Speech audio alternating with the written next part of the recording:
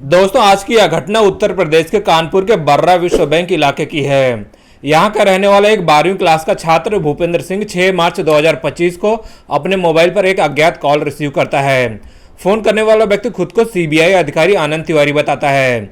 आनंद तिवारी नामक व्यक्ति भूपेंद्र को बताता है कि उसके पास 36 अश्लील वीडियो और 12 फोटोज हैं।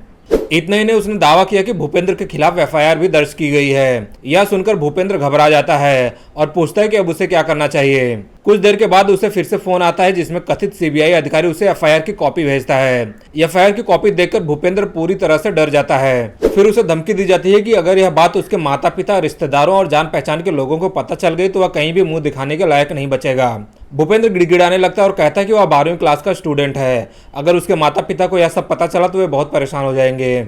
यह सुनकर कथित अधिकारी उसे समझाने की कोशिश करता है और कहता है कि अगर वह 16,000 रुपयों का इंतजाम कर लेता है तो मामला खत्म हो सकता है। भूपेंद्र यह सोचकर और परेशान हो जाता है कि वह इतनी रकम कहां से लाएगा। तभी उसे याद आता है कि कुछ महीने पहले उसने अपने ही घर से सोने की चेन चुराई थी और उसे पास के एक सुनार की दुकान पर गिरवी रख दिया था। उस अधिकारी को वह यह बात बता देता है। अधिकारी यह सुनकर उसे आदेश देता है कि वह किसी भी तरह उस चेन को छुड़ाए और उसे बेचे। भूपेंद्र कहता है कि अगर वह यह चेन अपने दोस्त के पिता की दुकान से निकालेगा तो यह बात घर तक पहुंच जाएगी। इस पर अधिकारी उसे और डराने की कोशिश करता है और कहता है कि उसे किसी भी कीमत पर यह काम पूरा करना होगा। भूपेंद्र किसी तरह अधिकारी को विश्वास दिलाता है कि वह चेन छुड़ाने के लिए 33,000 रुपयों की जरूरत होगी। इस पर अधिकारी उससे उसका फोन पे नंबर मांगता है और 6 मार्च 2025 को 33,000 रुपये ट्रांसफर कर देता है। 7 मार्च 2025 को अधिकारी फिर से फोन करता है और पूछता है कि क्या उसने काम पूरा किया या नहीं।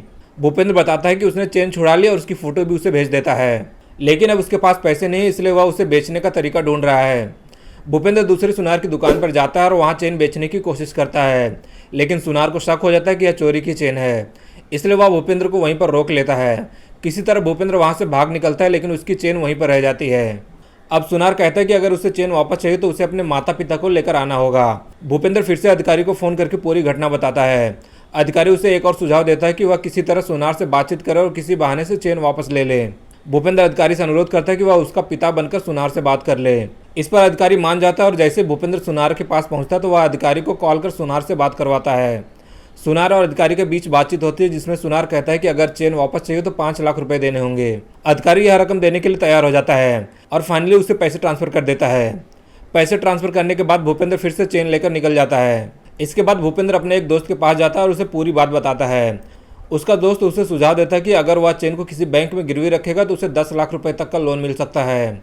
भूपेंद्र इस योजना से खुश हो जाता है और अधिकारी को बताता है कि उसने एक समाधान ढूंढ लिया है। अधिकारी उससे कहता है कि वह जल्द से जल्द लोन लेकर उसे पैसे दे। इस पूरी प्रक्रिया के दौरान भूपेंद्र ने अलग अलग बार में उससे लगभग 9,500 रुपये ले लिए थे। भूपेंद्र बहुत डरा हुआ था और वह बार बार गिड़गिड़ा कर बात कर रहा था, लेकिन असल में वह कोई स्टूडेंट नहीं था बल्कि एक प्राइवेट कंपनी में काम करने वाला 32-33 साल का एक व्यक्ति था। इस दौरान उसने समझदारी दिखाई और ठग के झांसे में आने के बजाय उसकी पूरी बातचीत को उसने रिकॉर्ड कर ली। भूपेंद्र ने अपनी चालाकी से ठग को ही उल्टा फंसा लिया। उसने धीरे धीरे बातचीत को इस तरह घुमाया कि ठग को खुद ही आर्थिक नुकसान उठाना पड़ा। जब इस बातचीत की ऑडियो सोशल मीडिया पर वायरल हुई तो यह मामला अखबारों और न्यूज चैनलों में छा गया। दैनिक भास्कर, अमर उजाला, दैनिक जागरण, हिंदुस्तान और टाइम्स ऑफ इंडिया जैसे बड़े अखबारों ने इस खबर को प्रमुखता से प्रकाशित किया। इसके बाद भूपेंद्र ने डीसीपी के पास जाकर एक लिखित शिकायत दी और बताया कि उसे धमकी दी जा रही थी।